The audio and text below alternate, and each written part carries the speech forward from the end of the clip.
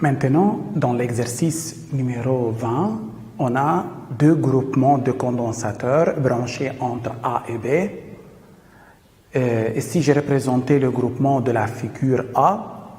Je veux travailler à part la figure A et répondre à toutes les questions. Puis, je fais le groupement concernant quoi? La figure B.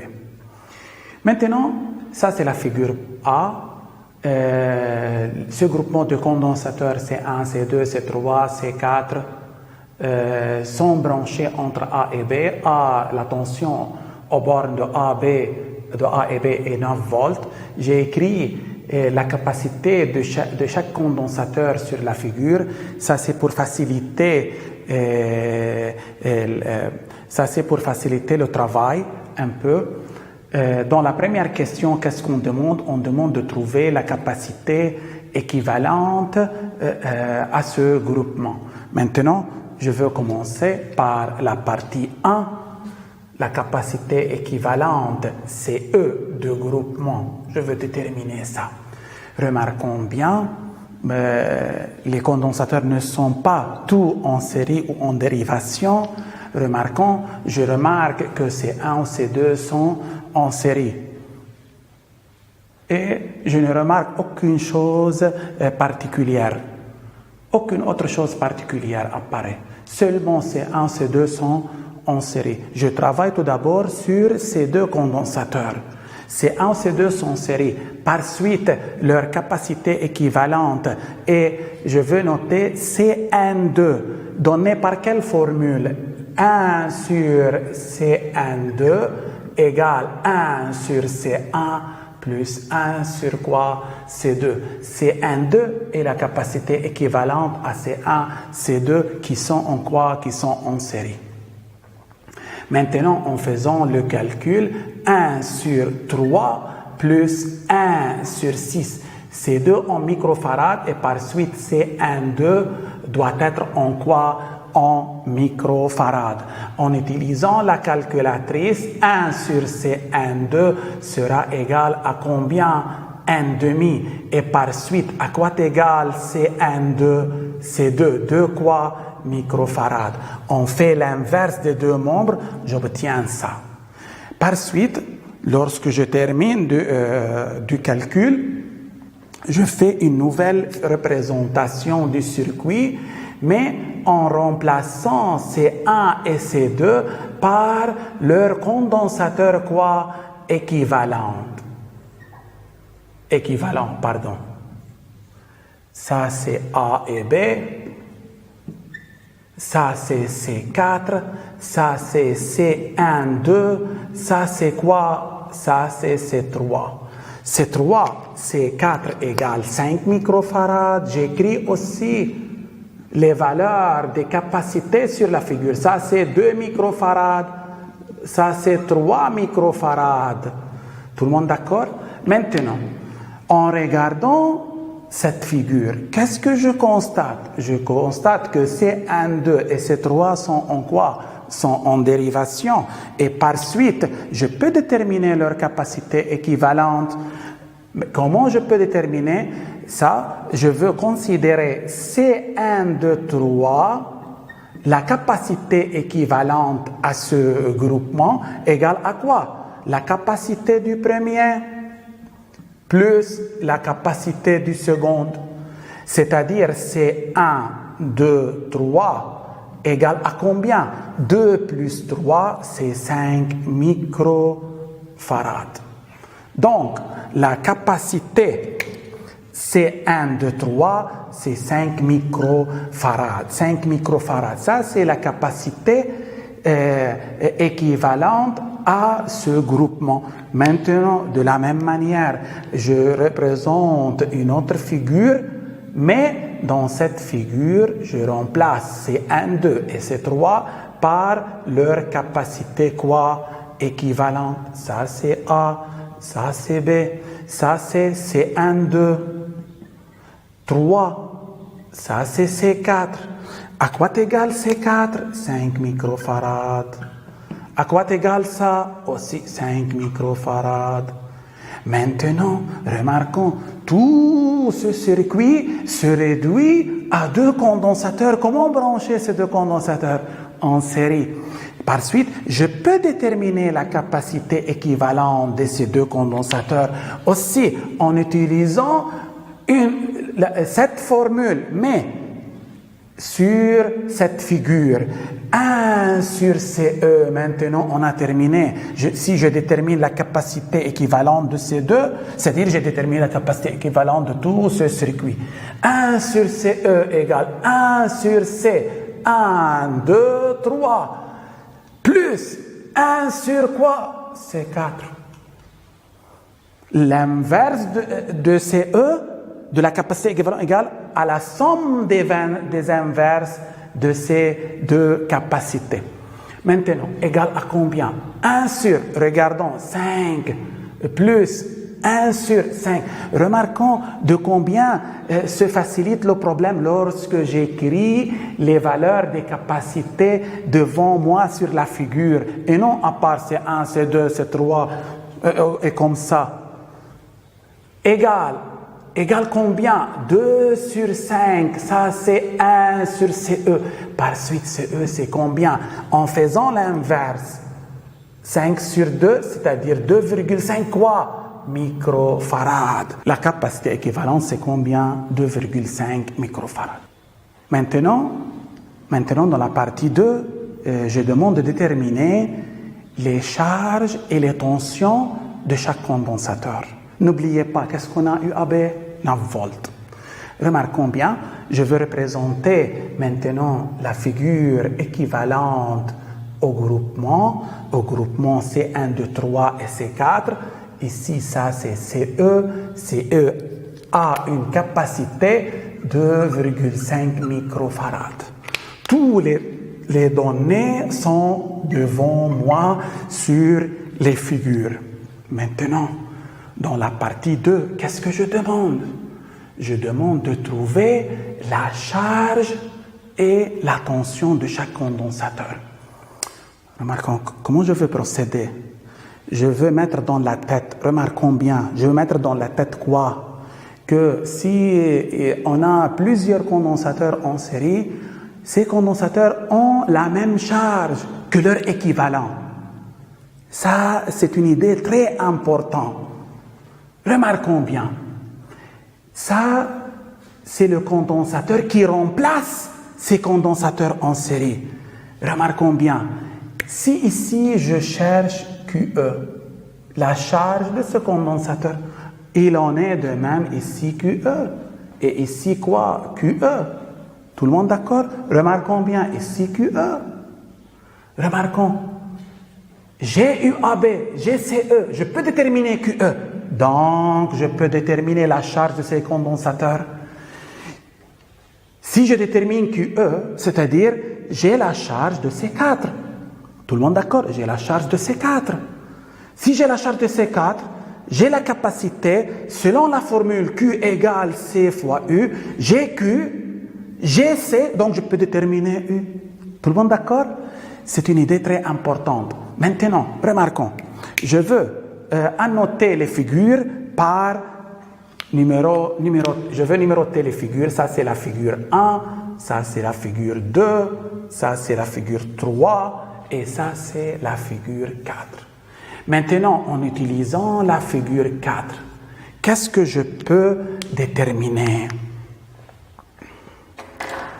En Q égale CU. QE égale C. Quel U? UAB. Remarquons, UAB est pour CE. Remarquons ici, UAB n'est pas pour C1, 2, 3 et C4. C'est pour l'ensemble, pour les deux. Je ne sais pas combien de tension y a-t-il pour C4 ou pour C1, 2, 3. Tout le monde d'accord? Ici, d'après cette figure, la tension UAB, c'est pour CE seulement. Faites attention. Donc, C fois U, quel C? CE égale à combien? CE, c'est 2,5 fois 10 moins 6 fois combien UAB? UAB, c'est 9. Donc, quelle est la réponse dans ce cas? Quelle est la réponse dans ce cas? La réponse dans ce cas, c'est 22,5 fois 10 moins 6 quoi coulombs. À partir de cette figure, j'ai déterminé QE. On a déterminé QE. Donc, j'ai déterminé la charge de quoi? De ces 4. Remarquons, en travaillant sur la figure 3, QE égale à quoi? Égale à Q4, la charge de ce condensateur. Égale aussi la charge de quel condensateur? 1, 2, 3, égale combien? 22,5 fois 10 moins 6 coulombs. Tout le monde d'accord?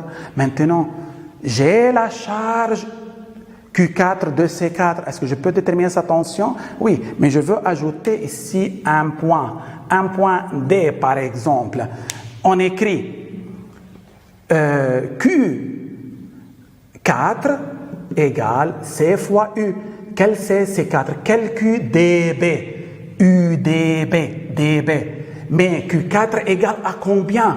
22,5 10 moins 6. C4 égale à 5. Donc, je peux déterminer UDB. UDB égale Q4 sur C4. Q4, c'est 22,5 fois 10 moins 6 divisé par C4, c'est 5 fois 10 moins 6. 4,5 quoi volts, UDB. UDB. J'ai déterminé UDB, c'est-à-dire la tension au bord de C4. J'ai QE. Je peux déterminer UAD? Oui, c'est très facile. UAB, c'est UAD plus UDB. UAB, c'est UAD plus UDB. On a ici ça 9 volts. Ça, c'est 4,5 volts. Donc, il reste à UAD combien? 4,5 volts. Ou, qu'est-ce que je peux faire? Ou, j'ai la charge de ce condensateur. Et j'ai sa capacité. Donc, je peux déterminer sa tension. Q égale C fois U. Je peux déterminer UAD. Maintenant, en revenant à la figure 2, on a terminé de ça, C4. On a trouvé la tension entre ces bornes et sa charge. Maintenant, il en reste C3 au C1 et C2. Étape par étape, on va travailler. Maintenant, en passant à la figure numéro 2, je veux passer à cette figure, la figure numéro 2. Regardons bien, j'ai oublié ici, je veux mettre D. UAD, c'est la tension de C1,2 et en même temps la tension de quoi? De C3. Donc, je peux déterminer Q3 connaissant la tension et la capacité. Je peux déterminer Q1,2 connaissant la tension et la capacité. C1,2 a une tension UAD 4,5 volts. C3 a une capacité 4,5 CUAD. Pourquoi C3 et C1,2 sont en dérivation? Maintenant, qu'est-ce que j'écris? J'écris que Q3 égale C3 fois UAD. Et par suite, en remplaçant C3 par sa valeur, C3 fois 10 exposant moins 6 fois UAD. UAD, c'est 4,5. La réponse, c'est 13,5 fois 10 exposant moins 6 quoi coulombs. Ça, c'est la charge Q3. Ça, c'est la charge Q3. De la même manière, je suis obligé de trouver Q1,2. Pourquoi? Remarquons bien, en passant, en regardant ça. Et quoi? Et ça. Ces deux condensateurs sont en série. Ça, c'est leur équivalent. Si je cherche Q1,2, ici, il y a Q1,2. Ici, il y a Q1,2.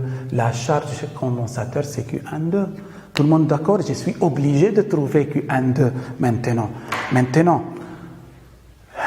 en cherchant Q1,2, c'est On travaille toujours dans la figure 2, Q12. C'est C12 fois UAD égale C12, c'est combien?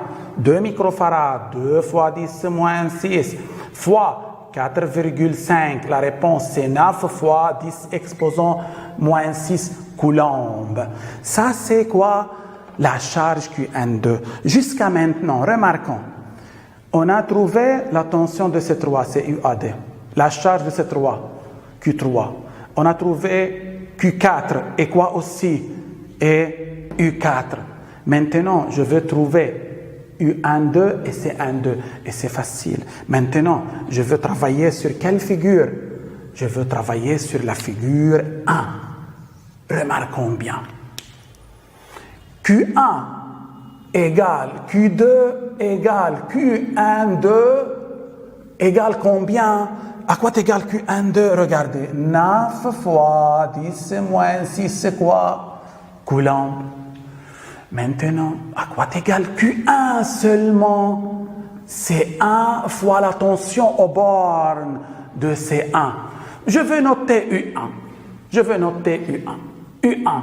Donc, à quoi égale U1? C'est Q1 sur C1. Q1, c'est ça. C'est 9 fois 10 moins 6. C1, c'est combien? 3 fois 10 moins 6. La réponse, c'est 3 volts. Remarquons, tout ça, c'est 4,5 volts. Ça, c'est 3 volts. Qu'est-ce qui reste à ça? Ce sont en série, d'après la loi d'activité de tension, il reste à ça 1,5 volts. On va démontrer ça ici. De la même manière, à quoi égale Q2? Égale C2 fois U2. U2 est la tension du condensateur de capacité C2. Je veux travailler sur ça. Q2, j'ai Q2, j'ai C2, donc je peux déterminer U2, c'est Q2 sur C2. Q2, c'est combien? Q2, c'est 9 fois 10 moins 6, pardon. C2, c'est 6 fois 10 moins 6. La réponse, c'est combien? C'est 1,5 volts. Ça, c'est U2. On a déterminé U2, 1,5 volts. U1, c'est 3 volts. Remarquons bien, UAD, c'est quoi UAD? UAD, c'est aussi U3. C'est aussi quoi? Ça, c'est U3. Qu'est-ce que UDB? Ça aussi U4. Remarquons, on a trouvé U1, U2, U3, U4. La charge Q4, on a trouvé Q4. On a trouvé Q3. On a trouvé Q1 et quoi? Et Q2. On a terminé. On a trouvé les charges et les tensions de chaque condensateur. Maintenant, on va recommencer les mêmes étapes. On va déterminer la capacité équivalente, la tension et la charge de chaque condensateur, mais pour le groupement de la figure B. Maintenant, dans la première question, on demande de trouver la capacité équivalente. Regardons bien, y a-t-il quelque chose de particulier ici? Les condensateurs ne sont pas tous en série et ne sont pas tous en dérivation. Mais qu'est-ce que je constate? Je constate que ces deux condensateurs sont en quoi? Ces deux condensateurs seuls sont en quoi? Sont en dérivation. Donc, je commence par chercher leur capacité équivalente. Je vais noter cette capacité C4,5. Ça, c'est la capacité équivalente associée à ce groupement. La formule dit, c'est la somme des capacités, c'est 5,6, c'est 5,6, c'est 5 plus quoi? Plus C6, c'est la somme des capacités égale. On a C5, C12, ça c'est 8, les deux en microfarads, donc j'obtiens quoi? 20 microfarads. Lorsque je termine, toujours, je vais faire une nouvelle représentation. Remarquons bien, je veux remplacer ces deux par C5 et C6 par C5, 6, 20 microfarads. Qu'est-ce que je fais? Je représente tout d'abord C8 et ces condensateurs.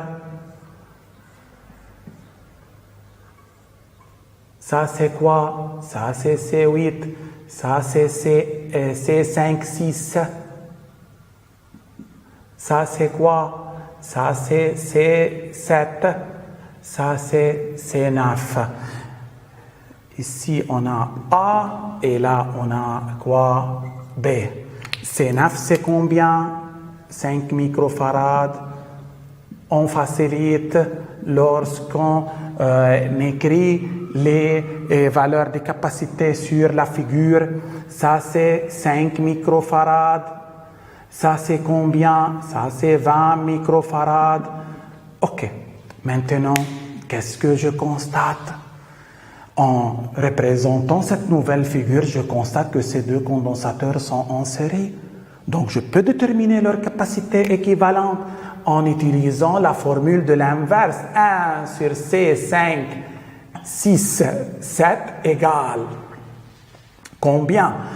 C'est l'inverse de 1 sur C5, 6 plus l'inverse de 1 sur C7. En remplaçant 1 sur C5, 6, c'est 20 microfarades plus 1 sur C7, c'est 5 microfarades. À quoi égale la réponse? C'est 5 sur 20. Ça, c'est 1 sur 5 et 6, 7. 5 sur 20, c'est-à-dire un quart.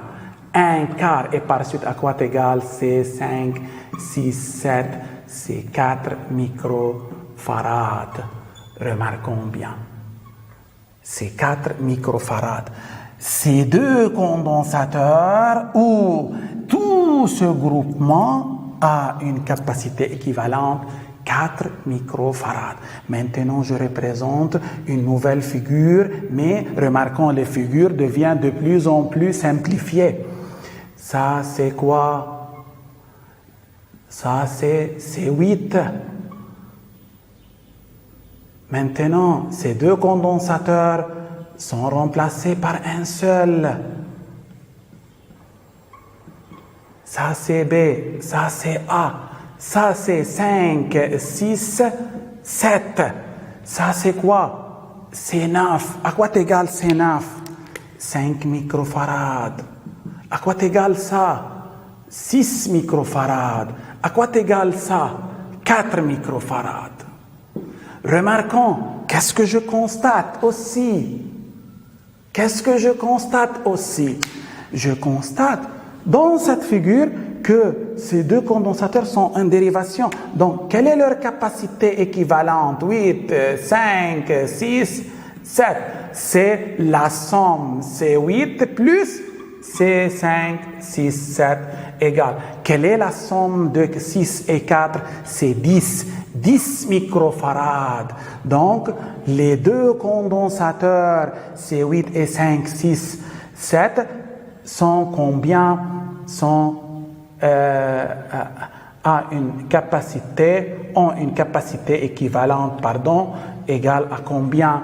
C'est 5, 6, 7, 8, égale à combien? 10 microfarades. Ça, c'est quoi? 10 microfarades. Ça, c'est combien? 5 microfarades. Ça, c'est quoi? Ça, c'est C9. Ça, c'est C9. Maintenant, remarquons, ces deux condensateurs sont en série. Comment je peux déterminer leur capacité équivalente? Remarquons, et on a terminé. À la fin, je mets 1 sur CE. Remarquons, si je cherche la capacité équivalente de ce circuit, c'est la capacité équivalente de tout ce circuit. Égale 1 sur quoi? 1 sur C, 5, 6, 7, 8, plus 1 sur C9. Et par suite, qu'est-ce que je veux écrire? 1 sur CE égale 1 sur 10 plus 1 sur 5. 1 sur CE égale 3 sur 10. Et par suite, CE égale 10 sur 3, c'est-à-dire 3,33 quoi? Microfarades. Ça, c'est la capacité équivalente à tout ce circuit. Tout le monde d'accord? Remarquons, on a jusqu'à maintenant combien? 1, 2, 3, 4 figures. Et il en reste la figure finale correspondant à quoi? À CE. On a 5 figures dans ce problème. Je n'ai pas oublié, je vais représenter quoi? La figure correspondant à quoi? À CE. Ici, A et B. CE, c'est combien? N'oubliez pas, c'est 10 sur 3 microfarad ou 3,33 quoi microfarad. Maintenant, dans cette partie, dans la partie 2, qu'est-ce qu'on demande de trouver? On demande de trouver la charge et la capacité de chaque condensateur. Comme dans le travail précédent. Je veux numéroter tout d'abord. Ça, c'est la figure 1. Ça, c'est la figure 2. Ça, c'est la figure 3. Ça, c'est la figure 4. Et ça, c'est quoi? La figure 5. On a en plus UAB égale combien? 9 volts. UAB 9 volts. Ça, c'est UAB 9 volts. J'ai UAB, j'ai CE, je peux déterminer QE. Regardons bien. Je peux déterminer quoi? QE. Ça, c'est quoi? QE.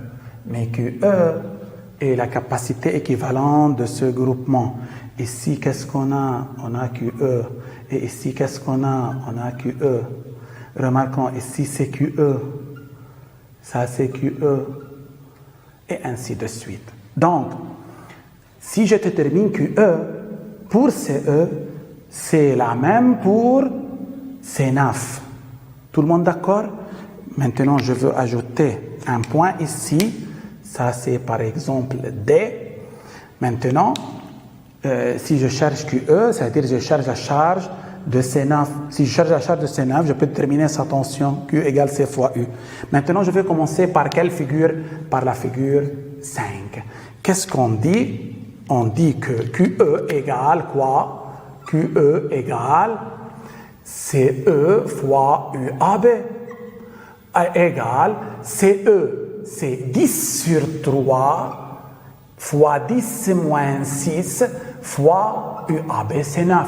Remarquons, j'ai écrit 10 sur 3 car 9 est divisible par quoi? Par 3. À quoi égale notre réponse? Ici, 30, c'est 3 fois 10 moins 5, quoi? Coulomb. 3 fois 10 moins 5 coulomb. Maintenant, dans la figure 4, Q9, c'est égal Q de 5, 6, 7, 8 égale aussi QE égale 3 fois 10 exposant moins 5 coulombs. On a déterminé la charge de C9. Donc, je peux déterminer sa tension Q9 égale C9 fois UDB. Donc, je peux déterminer UDB. UDB égale Q9 sur C9. UDB égale Q9, c'est 3 fois 10 moins 5 sur C9, c'est 5 fois 10 moins 6, c'est combien? C'est 6 volts. On a trouvé la tension U9, la charge de C9. Ça, c'est 6 volts. Donc, à quoi égale UAD dans ce cas? J'ai obligé de trouver de quoi UAD. Si je trouve UAD ici, c'est-à-dire je trouve la tension de U9 et la tension de ce condensateur. Il est très important de chercher UAD. Je continue pour chercher quoi? Pour chercher UAD. Qu'est-ce qu'on écrit? D'après la loi d'additivité des tensions, UAB, c'est UAD plus UDB. UAD, c'est combien? UAD, c'est 9 volts. UDB, c'est 6 volts. Qu'est-ce qui reste à UAD? UAD égale combien? UAD égale 3 volts dans ce cas. UAD égale 3 volts. Tout le monde d'accord? Donc, on a trouvé UAD. En revenant à la figure, ou en venant à la figure 3, UAD, c'est la tension de qui? De C8. Donc, d'après la figure 3,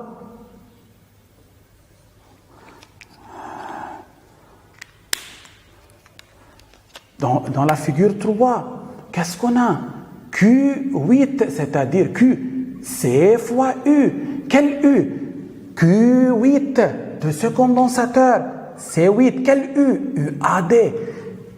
Si je veux trouver la charge de ce condensateur, je vais utiliser la tension entre ces bornes, c'est UAD, égale C8, c'est 6 fois 10 moins 6, fois UAD fois 3, c'est 1,8 fois 10 moins 5 quoi?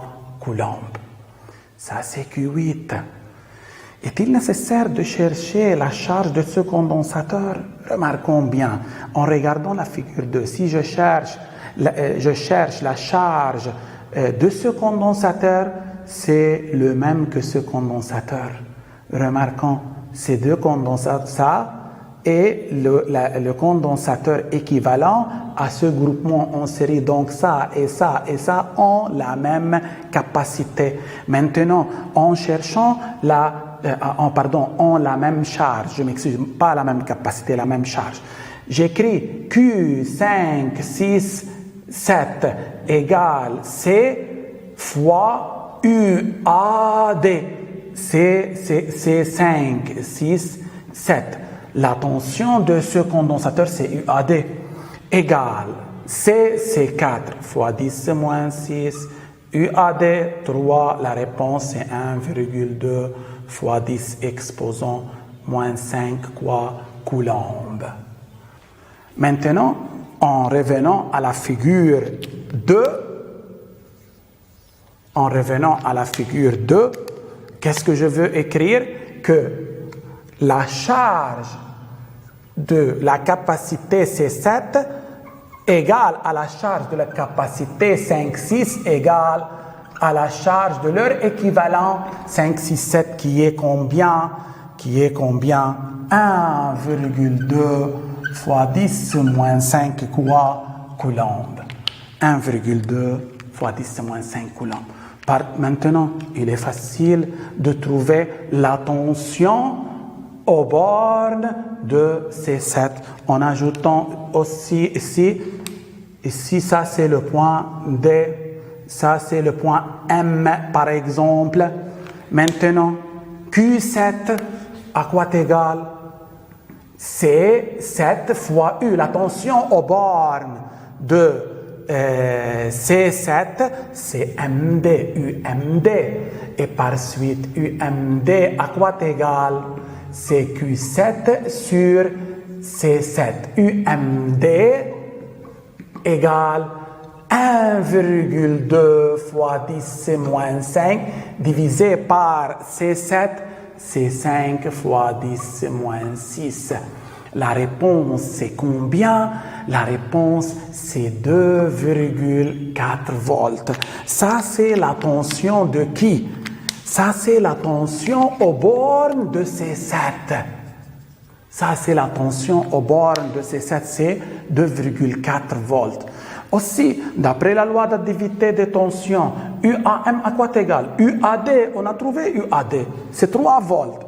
Ça, c'est 2,4. Il reste à ça 0,6. Mais je peux aussi calculer ça d'une autre manière. Remarquons. Q5, 6, la charge de ça, à quoi égale? Q5, 6, c'est C5, 6 fois UAM. Alors, UAM égale Q5, 6 sur C5, 6, UAM égale Q5, 6, c'est 1,2 fois 10 moins 5 sur C5, 6, c'est 20 fois 10 moins 6. Qu'est-ce que je constate? Ça, c'est 0,6 volts. Ça, c'est quoi? Ça, c'est UAM, la tension aux bornes de C5, 6. Remarquons bien. Remarquons bien. Ça, remarquons. Ça c'est quoi? Ça c'est M. Ça c'est M. UAM, c'est la tension aux bornes de C5 et C6. J'ai la tension de chacun de ces deux condensateurs, donc je peux déterminer la charge de chacun d'eux. Maintenant, en revenant à quelle figure? À la figure 1. Et en travaillant seulement sur ça, on a terminé tout. Remarquons, j'ai trouvé Q8. Et U8 c'est quoi? C'est UAD. J'ai trouvé Q9. J'ai trouvé U9. Où est U9? Ça c'est UDB. Ça c'est U9 pour U9. Remarquons, j'ai trouvé Q7. Et j'ai trouvé U7. Tout le monde d'accord? Maintenant, 5 et 6. En revenant à cette figure, j'ai UAM, c'est 0,6. UAM 0,6. Donc, Q5 à quoi égal? C'est 5 fois U. U de cette capacité, UAM égale 12 fois 10 moins 6 fois UAM 0,6. C'est combien? C'est 7,2 fois 10 moins 6 quoi? Coulomb. Q6, c'est combien? C'est 6 fois UAM. C'est 8 fois 10 moins 6 fois 0,6. La réponse, c'est 4,2 fois 10 moins 6 quoi? Coulomb. J'ai déterminé maintenant Q6, Q5 et la tension entre ces bornes, c'est UAM. 5, 6, UAM. J'ai trouvé Q7 et la tension entre ces bornes, donc j'ai trouvé 5, 6, 7. Et maintenant, 8, j'ai trouvé Q8. Ça, c'est U8. U8. Ça, c'est Q9. Et ça, c'est quoi? U9. Donc, 5, 6, 7, 8, 9, on a terminé. On a trouvé la charge et la capacité de chaque condensateur dans le circuit.